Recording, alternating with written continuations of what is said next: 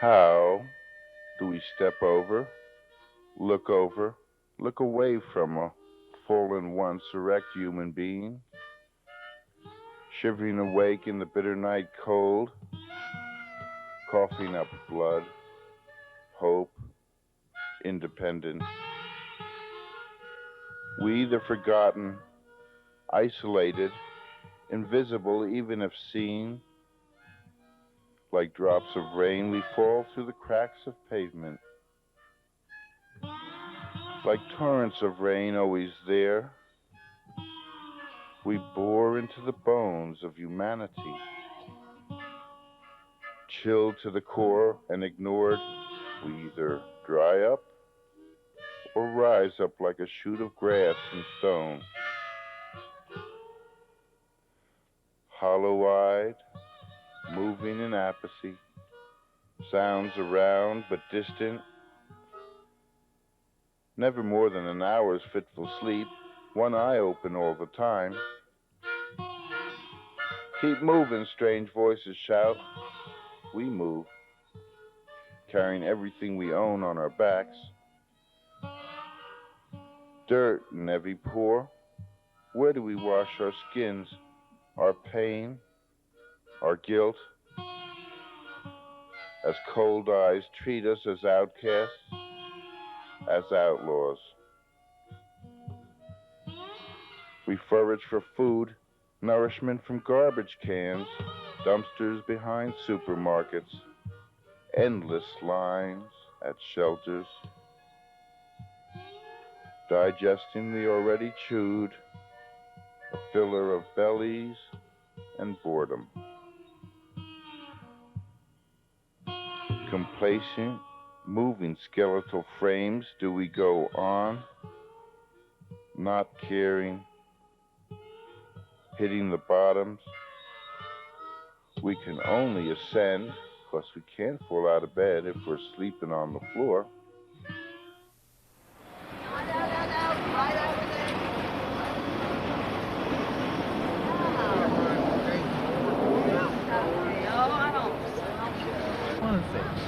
Hey, I was born in 1924. I've been in 3 wars. And I used to love San Francisco, but now I hate it.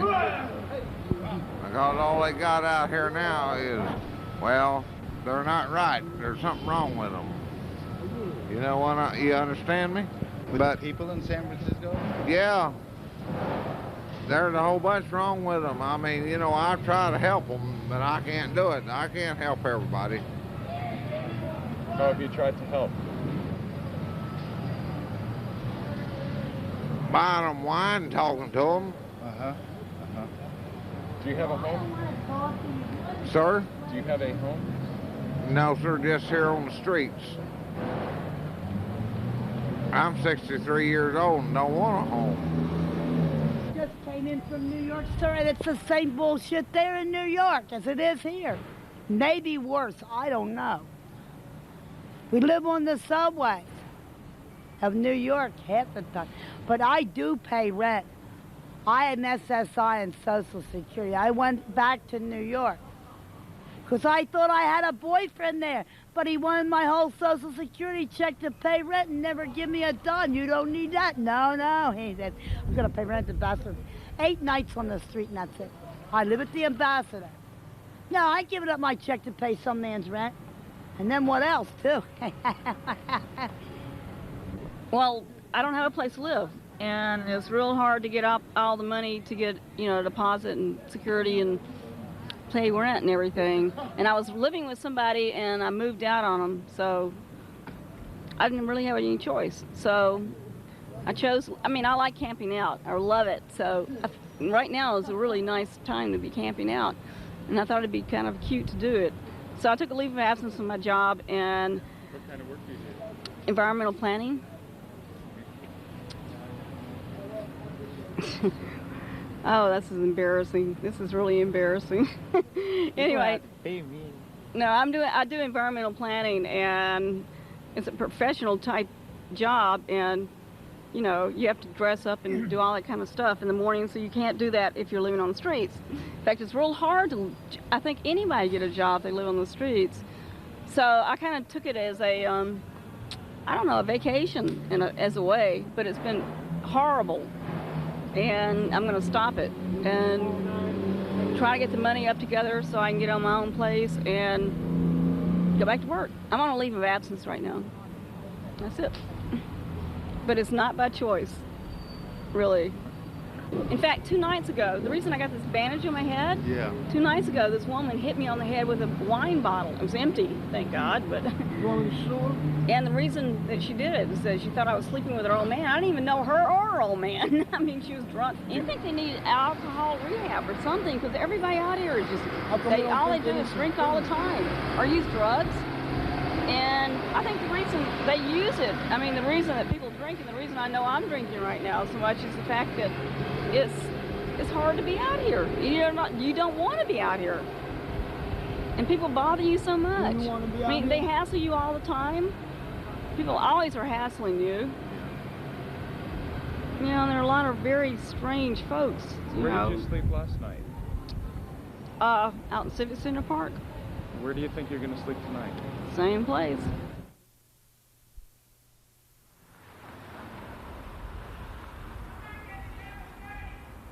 My name's Tom. I'm the director of the Osnet Center, which is a center specifically dealing with homeless issues. Issues that are evolving around lifestyle through alcohol and drugs, through mental health, through circumstances beyond the individual's control. We've been at this location for the last 15 years, and there have been literally hundreds of thousands of homeless people going through this facility, receiving things that make their life a little more bearable, helping them get out of the situation they're in. I've worked in this particular field for well over 11 years, and this is the area that I love most. I identify with it because I was there. Virtually everybody that's employed and is part of this facility has been in that particular situation. And that's what makes it so effective. And it's our ability to relate to the people that come in here because we've been there. And it's important to realize that, you know, we're all closer to that edge than we think we are. You know, I've heard comments that, you know, the average American is about 2 to 3 paychecks away from bankruptcy. And I believe it's true. My name is Karen Nunez, and I'm a family nurse practitioner, and I've worked here. We have a medical clinic here at the Oz shelter, and I work with healthcare for the homeless, and I've been doing this now for over 2 years, and I provide medical services to folks that are homeless within different shelters. This is one clinic where we work at. The problems we see here, most of them are due to being homeless or to having a drinking problem or a drug problem. They don't have good follow-up. They don't have anywhere to store their medicines once they do get them. They have a lot of blisters in their feet. I mean, a lot of the problems we see are directly from being homeless, as well as other chronic, you know, healthcare problems like being diabetic and not taking their medicine, or I don't know if I'm making it clear what we see here, but it's real complex. It's just, you know, it could be everyday things like lice. I just saw a man who was covered with lice, and I treated him 2 weeks ago, and they were crawling on him. Part of it is he might not have been treated properly 2 weeks ago. I should have probably taken more time and giving him clean clothes and making it very clear to him. So I think this time maybe we got it because he got clean clothes. I gave him another set to put on for tonight. Our goal, though, our whole goal of our program is to really just spend a little bit of time with somebody so they can come in and we can just say, sit down, and what can we do for you? I grew up here in San Francisco. I've been living here all my life. And my story is I'm homeless right now, looking for a place to live. I live in the park. I come down here. I usually make, every week I make maybe 50, 60 bucks cans. I go over to the Safeway dumpster over here, and you'd be surprised at the food that, you know, it's not so bad. There's pies, cakes, there's a lot of food they throw away because they can't sell it. It gets a deadline. I get food that way. But the hard part of it is showering, staying clean. It's a matter of sanitation. It wouldn't be so bad sleeping out, but it's a matter of not having places to wash.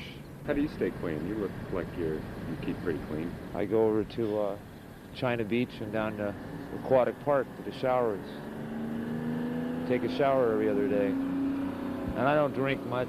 I stay away from the booze. A lot of these people, they're so down and out, that's all they do is drink. And then that's when they fall down, they get infections, and they get, like John over there, you know what I'm saying? I mean, because they don't care, you know? Well, I haven't given up hope. I don't go downtown because I don't sleep on the streets and the stuff that goes on down there.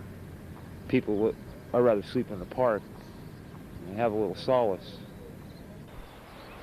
This guy used to be one of the hottest surfers down the beach. Rode really good waves. Was into surfing, construction work. A master at martial arts. Took a lot of martial arts. And now he's displaced in work. Drinks. You see, he kind of lives out on his own. Yeah. Old friend of mine. Really good, nice guy.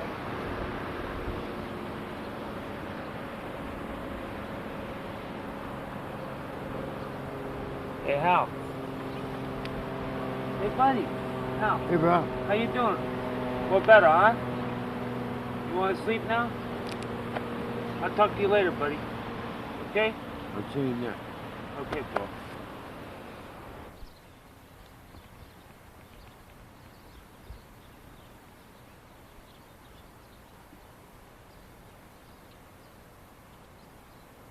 Stuff to throw away in the dumpster. It's all fresh. Yeah, look at that. And they want $1.50 for that. I mean, just telling you the kind of food that I found 10 of these in there, and they're not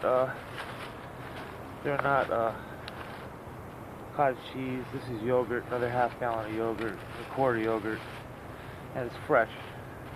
You know, I like to be living like this, but have a camper, be able to have showers. And if I had work every day, I have a little work for whatever. I like to buy books. Yeah, sure, I'd like to have a job. I'd like to have common, decent reality of civilized life and not be so dirty. And so, you know, the thing about living outside is what gets you is being exposed to the elements so long. That's what makes you look older. That's what, and the sun always tarnishing you, the wind, or this or that. I think that's what beats on you the most if you're homeless, because you're not in a house and you're not protected from the elements.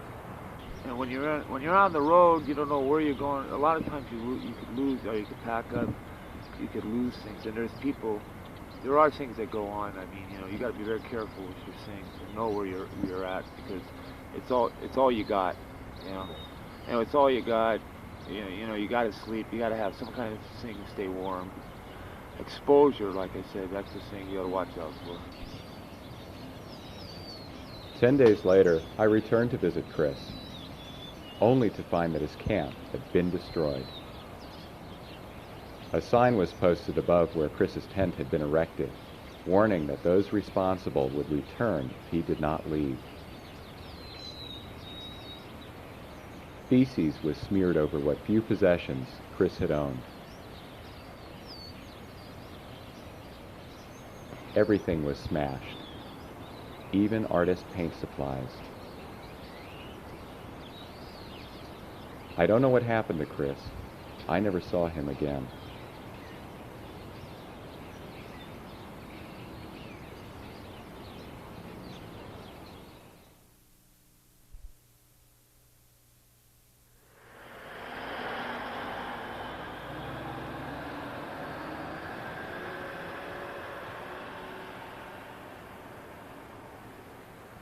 husband and I were living in a two-bedroom apartment back in Hatfield, Pennsylvania for $505 a month. We've been here for about 2 months so far, you know. I used to be out here. That's the only reason we came back, and it was the biggest mistake I ever made, dragging her out here. And we came out to locate some friends, you know. And from when I was in the Navy, I have Navy buddies out here. So we drove cross country to come visit them, only in the process I lost my address books. And it's been next to impossible to find him. He's unlisted in the phone book. Either that or I'm getting all old phone books. He was supposed to set me up with a job. We sold our spare, you know, and ended up with a bad check, and he ended up in jail for 3 days. That's why we got stuck here originally. Then the brakes went out. Then we had trouble with the transmission. We got the transmission fixed. Well, on the one side of the brake fixed, and then the other side of the brake's as bad as this side of the brakes. It sucks. Plain and simple. You know, can't take care of your kid. Can't find a job because I don't have an address. Nobody will hire you without an address or a telephone number, you know. Can't find no work. Can't even hook up with a truck driver to do any labor on the side to make money because everybody wants union out here. I've got all kinds of experience. I was in the Navy and nobody will do nothing because I ain't got an address. I haven't had any contact with my relatives since I was about 14 years old. I call home occasionally. Hi, I'm alive. How you doing? You know, my mom died when I was young. You know, when I was 14. So I left home. Me and my dad never got along. I left home at 14 and went down to New York from Pennsylvania. Went back to school. You know, got myself a job. I was making $17.50 an hour at 15 years old. I was moving furniture for a trucking company, Nassau Worldwide. Decided to better my life and went to the Navy. Did my 4 years in, got out. They gave me $1,000. Told me, go your own way. Clear across the country, nowhere to go back to, you know. So it was kind of rough just getting out of the Navy.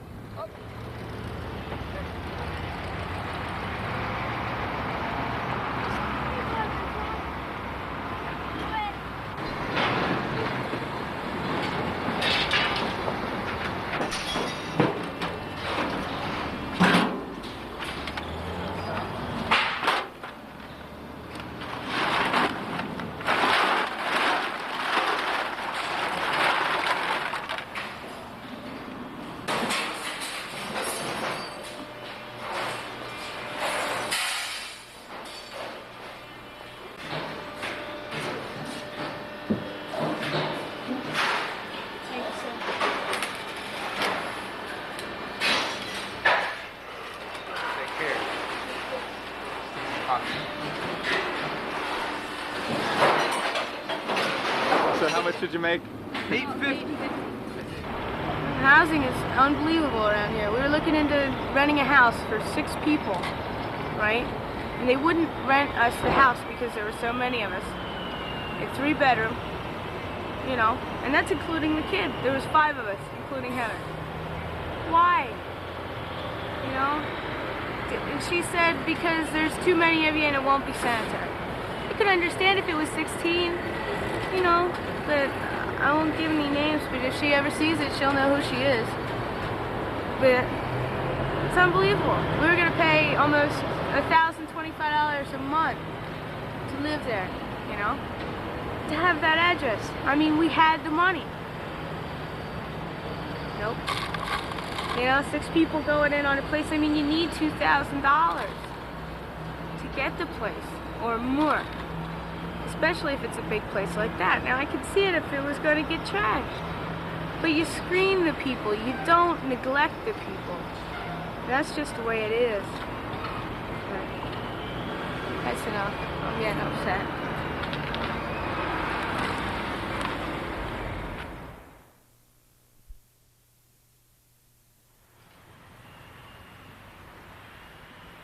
People do not become homeless for one reason only. They become homeless for different reasons. My name is Nancy Monroe, and I'm the director here at Richmond Hills Manor Family Center. What we provide here, along with Housing is case management, employment counseling, housing counseling, therapy for those clients who wish, marriage counseling for those who wish. We have daytime activities component, which is a group of 3 rooms set up to specifically care for kids. We have toys and games and a quiet room and a nap room and a section for painting. And we serve the kids from 9:30 in the morning until noon, then again from 1 o'clock to 4 p.m., Monday through Friday. And what we try and do is do it all under one roof so that the client can get a whole approach to ending their homelessness without having to go all around the city, spending all day with their kids on buses to get the services. So what we're doing is providing everything under one roof, a multi-service center, as the city is calling us, and we hope that it will work. Well, the first thing they did, they made sure we enrolled our kids in school. They're always concerned about the kids, mainly, and I think that's great. They make sure that the kids are going to school, they're fed in the morning as you go down the way, they have breakfast, and they definitely get enough milk. It's affected my 10-year-old more than the 4 of us, because he's feeling all of this. See, it's mainly coming off on my son because he's in school, and that's a stable time for him. And then he comes back to this place. It's very embarrassing for him because he's in junior high now, and it's the thing to find your own clique, you know. And he doesn't want his friends to know where he's at. He wants to fit in. Well, one thing, they got my kids out the environment they were in, for starters. And I got to a school close to here. They both go to Lafayette Elementary School, and they're Levitt. And the school has a lot of programs there. You know, every month they have something going on. For every holiday, something's going on. The school is real nice. They met new friends. When I got here, they was like putting the pressure on me, like, well, they was telling practically all the women and stuff in here, well, you guys have to do something, you know what I'm saying? Well, you have children, and it's just time to really get a life. So what I did is decided to go to John Adams School, and I said, well, what I really want to become is a unit coordinator, working in the hospital. So now what I'm doing is doing basics right now until hopefully I will get into that class, because I'm number 27 or something like that, and trying to get into the class. So, you know, hopefully I'll be able to get in there, because I'm ready to work. I'm tired of FBC. It's not giving me any money hardly. Can't live off of it at all whatsoever. It's not getting me anywhere. You know, I'm ready to start living, you know, for my kids. I want them to be proud of me, you know. I was meeting with Rhonda and them, and they were asking me what I wanted to do, and I was basically telling them that I wanted to get a job, and I wanted to move my family to a better place and keep working and live for my family. So they referred me to Eugene. He's a job counselor here, coordinator rather. And Eugene sent me to the Union Hall, local to Hotel and Restaurant. And I don't know what he told them, but he must have told them something real nice. And they hired me. And they start sending me out on jobs. We have just found a 1-bedroom apartment on Taylor Street. It's in our price range, utilities included. We got the okay on Friday. We're getting our money together within the next week and a half, and we are moving out of Richmond Hills Family Center as of November 1st. But I'm telling you, it was really hard. I mean, we looked for 6 months to find a building that would accept a family our size, 4 people, in a 1-bedroom. Yeah, and that's because really the size we need, we can't afford in San Francisco. We've actually been apartment hunting the last almost 4 months. Yeah, and we got this apartment by going to check out another one that didn't work out. It was too small. And I happened to see the front side, and I asked them to go across the street and look at it. And the lady they waved us over, and we went over there, and we got the answer the next day. You know, so this place, being here, really gave us the time and all the help. There's a housing coordinator here. She's great. She sets you up with real estate companies, private owners. She does a lot of outreach work to find buildings that will give people a second chance. There's a lot of people out there just like us that would greatly appreciate anything anyone could do. Yeah, even if it's not financially, I mean, a lot of people just need moral support, you know, support from the heart, you know, more than anything else, to keep that drive in them going. Because it's really easy to lose your drive when you're homeless. If you only knew what it felt like inside. And we're not all bums on the streets. We are human beings. Hey, we're people. Yep, and we have children, and we deserve to have a life just like everyone else. And I know a lot of people that are one paycheck from being homeless. And God forbid, I hope they never become homeless. But you can never know what it feels like until you're in that situation, and it is the worst thing in the world. A small spark becomes the fire, warming, glowing, growing, sheltering, and purification's blaze. Give a hand to brother or sister, mama or child. Hold out your hand till it's empty too. Give a blanket, a kind look, a care. A floor or bed, a bus token, some tobacco or bread. A bottle, even Thunderbird, the symbol of rising from our own ashes. Any relief, some medicine, placebo or panacea will do. So please don't step over us. We could be you.